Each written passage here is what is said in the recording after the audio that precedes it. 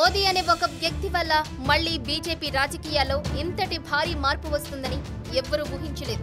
ప్రధానిగా ఆయన తీసుకుంటున్న నిర్ణయాలు పార్టీకి ఎంతగానో కలిసిస్తున్నాయని చెప్పాలి. వాజ్పేయి హయాంలో ఉన్న బీజేపీకి ఇప్పుడు మోదీ హయాంలో నడుస్తున్న బీజేపీని క్షుణ్ణంగా పరిశీలిస్తే భారీ మార్పులే వచ్చాయి. వాస్తవానికి వాజ్పేయి వేరు, మోదీ వేరు. రాజకీయం అంటే కఠినమైన గరుకు నేల.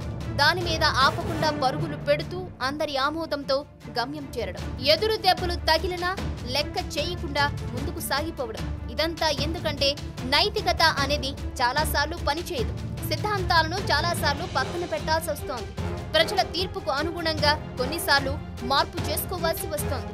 అవసరాన్ని బట్టి పార్టీల విధానాలను మార్చుకోవాలి. ఆ మార్పులను అంగీకరించలేని వాజ్పేయి కారణంగా బీజేపీ చాలా పెద్ద ఎత్తున నష్టపోయిందని చెప్పొచ్చు. మొట్టమొదటిసారి అంటే కొద్ది రోజులు వాజ్పేయి పీఎంగా చేసిన టైంలో మిగతా పార్టీలు కొన్నింటి సంస్కరణ విషయంలో రాజీ పడమన్నాయి. రామ మందిరం, హిందుత్వం వంటి సిద్ధాంతాలను పక్కన పెడితే మద్దతిస్తామన్నారు. కానీ వాజ్పేయి అందుకు ఒప్పుకోలేదు. దాంతో 18 నెలలకే ప్రభుత్వం కుప్పకూలిపోక తప్పలేదు. అప్పుడు దేవేగౌడ, గుజరాల్ వంటి వారికి అవకాశం వచ్చింది. ఆ తర్వాత ఎన్నికలు జరిగాయి. అప్పుడేమైంది? బీజేపీని టీడీపీ మరింతగా ద్వేషించింది. అదే టీడీపీ 1985లో బీజేపీతో కలిసి పోటీ చేసింది. బీజేపీ పడిపోయిన టైంలో వాస్తవంగా కాంగ్రెస్ నుంచి 15 మంది ఎంపీలు మద్దతుకు రెడీ అయ్యారు. కొందరైతే మద్దతిచ్చిన తర్వాత సస్పెండ్ అవ్వడానికి సిద్ధంగా ఉన్నామని ప్రకటించారు. కానీ అలా చీల్చి వాళ్లతో పొత్తు పెట్టుకోవడం ఇష్టం లేకపోవడంతో వాజ్పేయి వారి వినతిని పక్కన పెట్టారు. అది నైతికత కాదని భావించారు. ఆ తర్వాత 18 నెలలకు ప్రభుత్వం పడిపోయింది. అనంతరం మిత్రపక్షాల ఎఫెక్ట్తో 4 నెలలకి ఎన్నికలకు వెళ్లాల్సి వచ్చింది.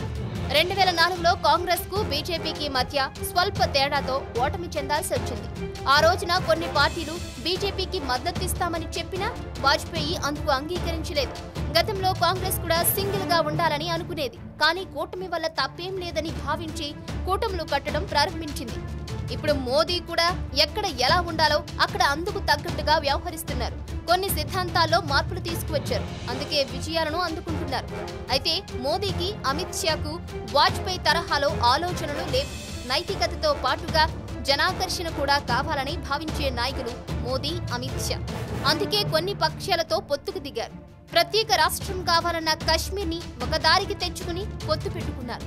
నాగాలాండ్లో నాగా ఫోర్స్ తో ఒప్పందం కుదుర్చుకోవడం, ఏపీలో జీవితంలో బీజేపీతో పొత్తుకు రామని చెప్పిన చంద్రబాబుతోనే మళ్లీ పొత్తు పెట్టుకోవడం, ఇప్పుడు గోవా, మణిపూర్లో మిగిలిన పక్షాలతో పొత్తు పెట్టుకునేందుకు సిద్ధమవుతుండటం. ఇదే టైంలో మిత్రపక్షాలను అతిగా భుజాన వేసుకోమని కూడా మహారాష్ట్రలో నిరూపించారు. శివసేన వ్యతిరేకత వ్యక్తం చేసినా తెగించి బయటకు వచ్చి సింగిల్ గా బరిలోకి దిగి తమ సత్తా చాటుకున్నారు మోదీ. గొంతమ్మ కోర్కెలను కోరే వాళ్లను ఒప్పుకోలేదు. అంటే మిత్రులు ధర్మం పాటిస్తారు గాని మిత్రులకు బానిసత్వం చేసే వ్యక్తి మోదీ కాదని తేలిపోయింది. టీడీపీకి కూడా అంతే మిత్రధర్మం ప్రకారం మంత్రి పదవులు ఇచ్చారు. అంతేగాని ఒత్తిడికి తలొగ్గలేదు.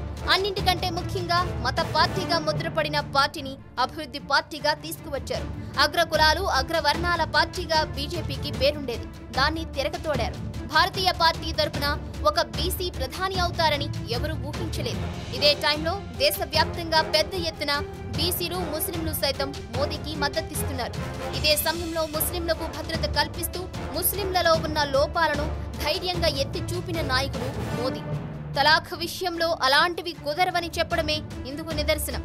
అయితే మత రాజకీయాలు చేసే నాయకుడు మోదీ కాదని కూడా ఎప్పటికప్పుడు నిరూపించుకుంటున్నారు. Thanks for watching one India Telugu.